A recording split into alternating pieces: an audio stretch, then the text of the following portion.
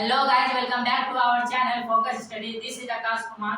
तो हमने पिछले वीडियो में सीरीज एंड पैरेलल कॉम्बिनेशन को बहुत अच्छी तरीके से समझ लिया था। उम्मीद करता हूँ आप लोगों को समझ में आया होगा। तो आज का हमारा नया टॉपिक है इलेक्ट्रिक पावर। तो व्हाट इज इलेक्ट्रिक पावर? तो the rate of electrical consume in 1 joule per second is known as electric power. तो इसका डेफिनेशन क्या होगा? इसका डेफिनेशन होगा work done by time taken. मतलब जब हमारा कोई भी वर्क डन होता है तो पर सेकंड में इलेक्ट्रिकल एनर्जी जब हमारा कंज्यूम करता है 1 joule of work done in per second is known as electric power. तो इसे हम लोग इलेक्ट्रिक पावर कहते हैं। जैसे एक इलेक्ट्रिकल अप्लायंसेज है, वो इलेक्ट्रिकल एनर्जी कंज्यूम कर रहा है 1 जूल का वर्क में पर सेकंड में, तो उसे हम लोग इलेक्ट्रिक पावर कहते हैं। तो हमारा इलेक्ट्रिक पावर से रिलेटेड कोई फॉर्मूला है जिसको मैं आपको डिराइव करके दिखाता हूँ। तो चलिए मैं आपको दिखाता हूँ। तो हम लोगों ने पोटेंशियल डिफरेंस का एक फॉर्मूला पढ़ा था, work done by quantity of charge.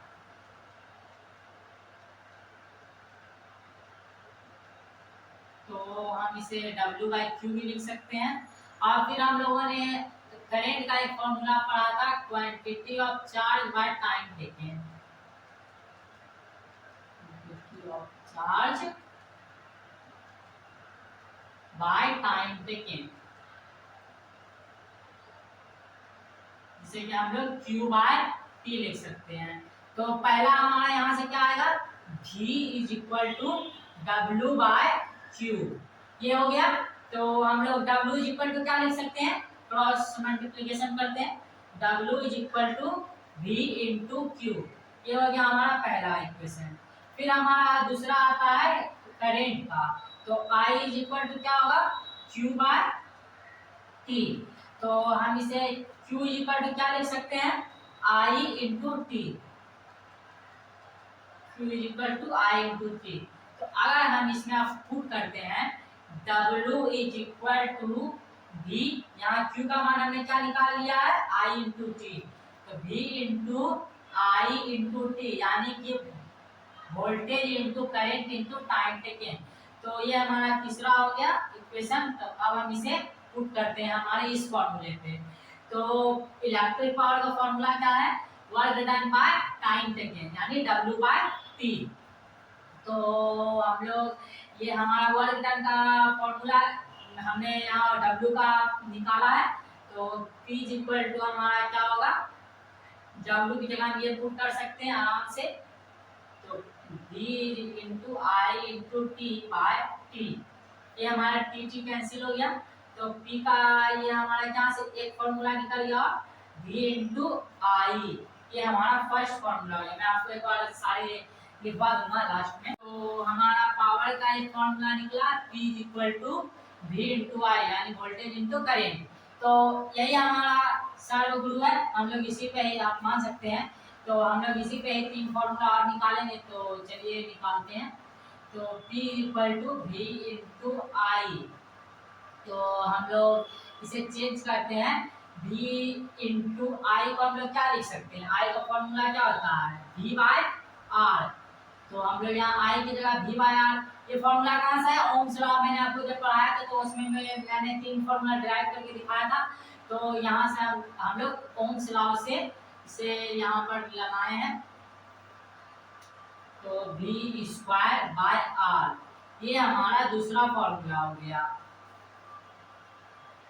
फिर हमारा तीसरा फॉर्मूला एक और है, ये हमारा सब को पहले पुट कर लेते हैं। तो V × I, अब हम V को भी तोड़ सकते हैं क्योंकि R = क्या होता है, V/I। तो V = क्या होगा, R × I। तो R × I। तो यहाँ क्या होगा, I² × R। ये भी हमारा एक फॉर्मूला हो गया। तो ये हमारा तीसरा फॉर्मूला हो गया। आप लोगों को समझ में आ रहा है कि कहाँ से पुट कर रहा हूँ। ये हमने ओम्स लॉ से ये वाला भी तोड़ा और ये वाला भी हमने ओम्स लॉ से तोड़ा, और ये वाला मैं आपको ड्राइव करके दिखा चुका हूँ। ये हमने पोटेंशियल डिफरेंस वाला फॉर्मूला और करंट वाले फॉर्मूले की मदद से उसे तोड़ के डिराइव किया था। तो ये हमारा 3 फॉर्मूला है जिसकी मदद से आप इलेक्ट्रिक पावर का जैसे हमारा भी दिया, ये आपको इजी हो जाता है, क्योंकि अगर मान लीजिए सिर्फ ये आपको दिया हुआ हो तो ये फॉर्मूला आपको सिर्फ पता हो, तो अगर इससे हट के न्यूमेरिकल होगा तो आपको थोड़ी लंबी प्रोसेस करनी होगी। तो क्योंकि हमारा डायरेक्ट फॉर्मूला V और R दिया हुआ होगा, आप बोलेगा हमें इलेक्ट्रिक पावर निकालने तो हम तुरंत निकाल सकते हैं। करंट और R दिया हुआ होगा, आप बोलेगा इलेक्ट्रिक पावर निकालने तो हम तुरंत निकाल सकते हैं। तो ये फॉर्मूला हमारा वहाँ यूज होता है, आप लोग चाहें तो लिख सकते हैं। तो मैं आपको आगे बताता हूँ।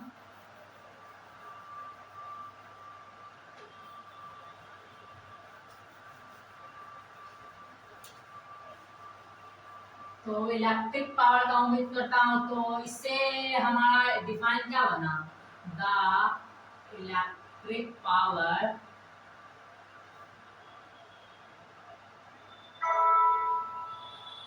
Is rate of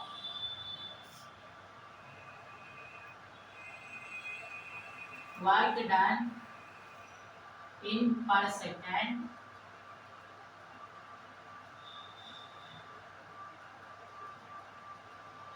known as electric power. इसका दूसरा भी हमारा बन सकता है, तो मैं आपको वो भी दिखाता हूँ। हमारा इलेक्ट्रिक पावर का जो SI यूनिट होता है वो वाट होता है। मैं यहाँ साइड में लिख देता हूँ, SI यूनिट ऑफ शॉर्ट में लिख इलेक्ट्रिक पावर इज वाट, जिसे कि हम लोग W से डिनोट करते हैं।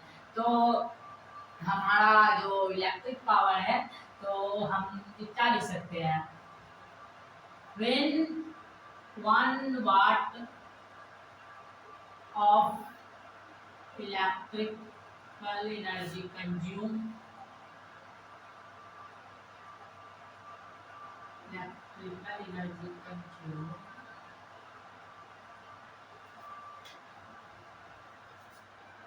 तो हमारा दूसरा टॉपिक है power voltage rating of electrical appliances.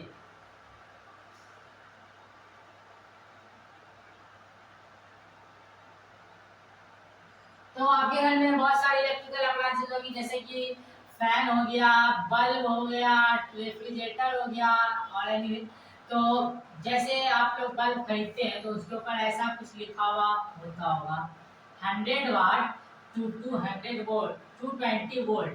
तो इसका मतलब क्या है, तो यहाँ 100 वाट का मतलब है वो इलेक्ट्रिकल अप्लायंसेज 100 वाट की इलेक्ट्रिकल एनर्जी को कंज्यूम कर रहा है, और 220 वोल्ट का मतलब है यानी कि हमारा जो वोल्टेज लग रहा है वो 220 वोल्ट लग रहा है। तो आप लोगों ने इसे अक्सर बल्ब और फैन के ऊपर देखा होगा। तो हमारा इसका मतलब यही होता है कि जब हमारा इलेक्ट्रिकल एनर्जी कंज्यूम होता है 100 वाट और हमारा जो वोल्टेज कंज्यूम होता है वो 220 वोल्ट, तो उसे ही हम लोग, तो इसका मतलब वही होता है। तो 100 वाट का बेसिकली मतलब और क्या होता है, तो 100 वाट का मतलब होता है the electrical appliances which consume the electrical energy joules 100 joules per second.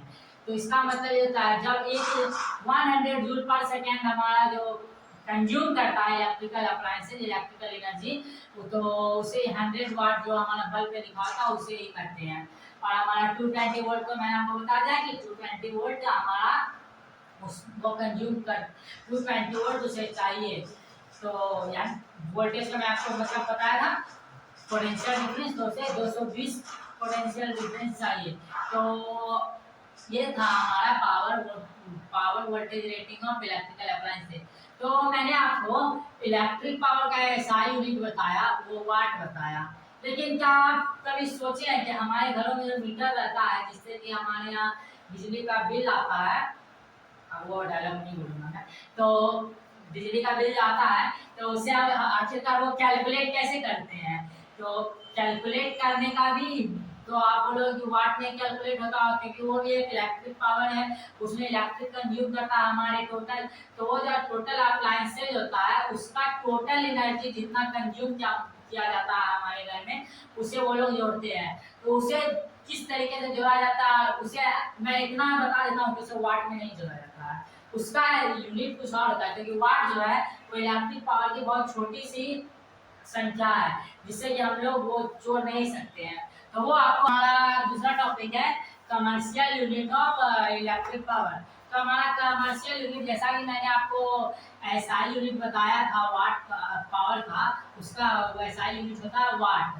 तो वाट में हमारे यहाँ जो इलेक्ट्रिकल एनर्जी निकाला जाता है वो वाट में नहीं निकाला जाता है। तो क्यों? हमारा 1 जूल क्या होगा?